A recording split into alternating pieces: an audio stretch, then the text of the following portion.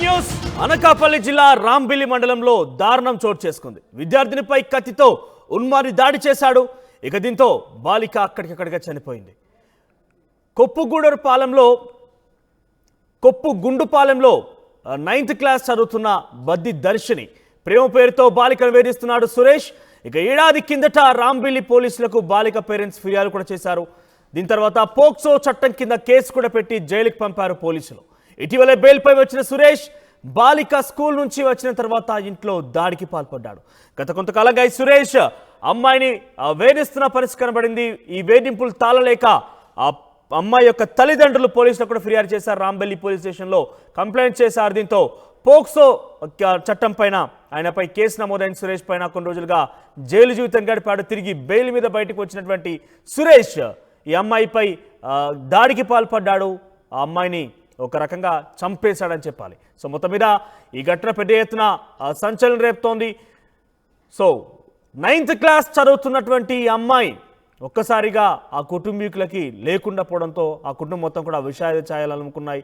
So ఈ యొక్క మరణ వార్త విన్న తర్వాత ఎక్కడ చూసినా కూడా ఇదే సెన్సేషన్గా మారిన పరిస్థితి కనబడింది. సో అనకాపల్లి జిల్లా రాంబిల్లి మండలంలో ఈ దారుణం చోటు చేసుకుంది. ఇక 9th క్లాస్ చదువుతోంది ఈ అమ్మాయి. ప్రేమ పేరుతో బాలికను కొన్ని రోజులుగా సురేష్ వేధిస్తున్నాడు. ఈ వేధింపులు తాళలేక కొన్ని రోజుల క్రితమే ఆ తల్లిదండ్రులు పోలీస్ స్టేషన్లో ఫిర్యాదు చేయడం జరిగింది. దీంతో పోక్సో చట్టం కింద కేసు కూడా నమోదైంది. సురేష్ని జైలు కూడా పంపించారు. తిరిగి బయటకు వచ్చినటువంటి సురేష్ కక్ష తీర్చుకునేందుకు ఆ అమ్మాయిని ఏకంగా దాడి చేసి చంపేశాడు కూడా. దీనికి సంబంధించి మరింత సమాచార ప్రతినిధి శివరామకృష్ణ ఫోన్లో సిద్ధంగా. శివరామకృష్ణ, సో ఏంటి అమ్మాయిని ఎందుకింత వేధించాడు? అసలు 9th క్లాస్ చదువుతున్న అమ్మాయికి ఆయనకి ఎట్లా పరిచయం ఏర్పడింది? పోలీసులు అరెస్ట్ చేసి జైలుకి పంపించినప్పటికీ ఆయన బుద్ధి మార్చుకోకుండా తిరిగి అమ్మాయి మీద దాడి చేయడం గల కారణం ఏంటి? మనోజ్, నిజంగా చెప్పాలంటే చాలా ఘోరమైన పరిస్థితి అయితే ఏర్పడింది.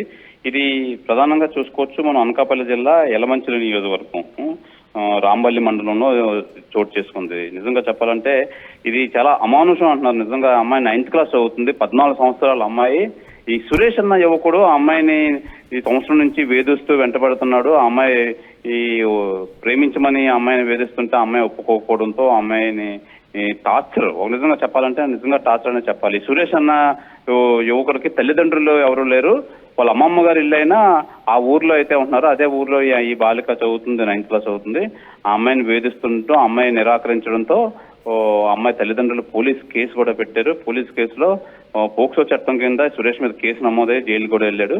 అదే కక్ష ఈ అమ్మాయి మీద పెట్టుకొని ఈ నిన్న రాత్రి ఆ అమ్మాయి ఇంటికి నేరుగా వెళ్ళి ఎవరు లేని పరిస్థితుల్లో అమ్మాయి ఒక్కతే ఉండే టైంలో ఈ కొబ్బరి బొండాలు నరికే కత్తితో ఆ అమ్మాయిని అమానుషంగా నరికి చంపి అదే కత్తి అక్కడ వదిలేసి పరారయ్యాడు.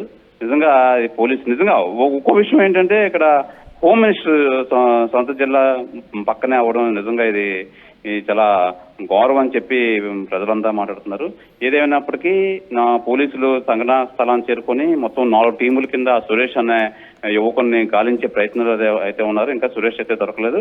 నిజంగా ఈ అమ్మాయి నిజంగా చేసుకున్న తప్పేంటి, అసలు ఈ అమ్మాయి అసలు చదువుకోవడమే తప్ప, అమ్మాయి స్కూల్ పాఠశాలకు వెళ్ళడమే తప్ప అని చెప్పి స్థానికులు అయితే గొగ్గోలు పెడుతున్నారు. స్థానికులందరూ ఎలాగైనా ఈ సురేష్ అనే యువకుడికి ఉరి తీయాలి, ఇమీడియట్ గా పట్టుకోవాలి అని చెప్పి వీళ్ళైతే గోల్ చేస్తున్నారు. మనోజ్, శివరామకృష్ణ, ఆ సమయంలో ఏ సమయంలో జరిగింది ఈ ఘటన? ఆ సమయంలో చుట్టుపక్కల ఉన్నటువంటి సమీప ఉన్నటువంటి ప్రజలు కావచ్చు లేకుంటే తల్లిదండ్రులు ఎవరు గమనించలేకపోయారా? మనం సాధారణంగా ఇది ఈ 7-7:30 ప్రాంతంలో అయితే జరిగింది. సాధారణంగా ఆ టైంలో అయితే ఎవరింట్లో వాళ్ళు ఉంటారు. అయితే తల్లిదండ్రులు అది పక్కన ఇంటి పెరట్లో అది ఉండడం, ఈ అమ్మాయి ఒకరితే ఉండడం, ఇది ఎప్పటి నుంచో రెక్కి నిర్వహిస్తున్నాడు సురేష్. కాపు కాసుకొని ఆ అమ్మాయి ఒకరితే ఉండడంతో హుటాహుట్న అమ్మాయి ఇంట్లోకి వెళ్ళి కత్తితో దారుణంగా అతి పాశవికంగా నిజంగా ఇది స్పాట్ లోనే నరికి చంపాడంటే నిజంగా చాలా ఘోరం ఇది.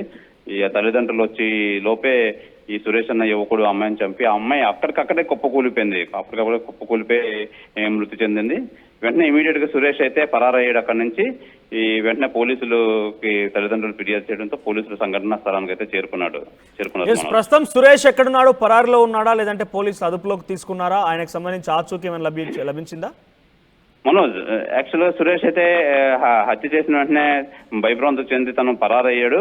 నిజంగా ఈ దృష్టిలో సురేష్ ని పట్టుకోవడానికి పోలీసులు అయితే నిజంగా ఒక 4 టీముల కింద అయితే వెతుకుతున్నారు. ఇంకా మనకు అందిన సమాచారం ప్రకారం ఇంకా సురేష్ అయితే దొరకాల్సి ఉంది. సురేష్ ని పట్టుకునే ప్రయత్నంలో అయితే ఈ 4 టీములు పోలీసులు నిమగ్నమై ఉన్నారని చెప్పాలి మనోజ్.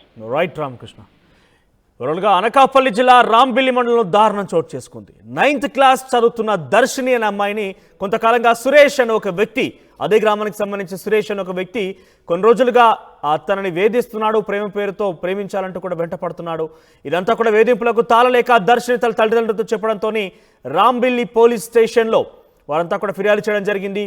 ఈ యొక్క ఒక మైనర్ బాలికని తను వెంటపడుతూ ప్రేమ పేరుతో ఇబ్బందులకు గురి చేస్తున్నాడు, వేధింపులకు గురి చేస్తున్న ఒక పేరిట కేసు నమోదైంది. దీంతో పోక్సో చట్టం కింద కేసు నమోదు చేసి సురేష్ని జైలుకి కూడా పంపించడం జరిగింది.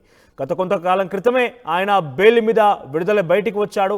వచ్చి రాగానే మరోసారి ఎవరు లేనటువంటి సమయం చూసి రెక్కి నిర్వహించి ఆ అమ్మాయిని చంపేయాలని నిశ్చయించుకున్నాడు. సో ఇందులో భాగంగానే రాత్రి ఈ ఘటన చోటు చేసుకుంది. దర్శిని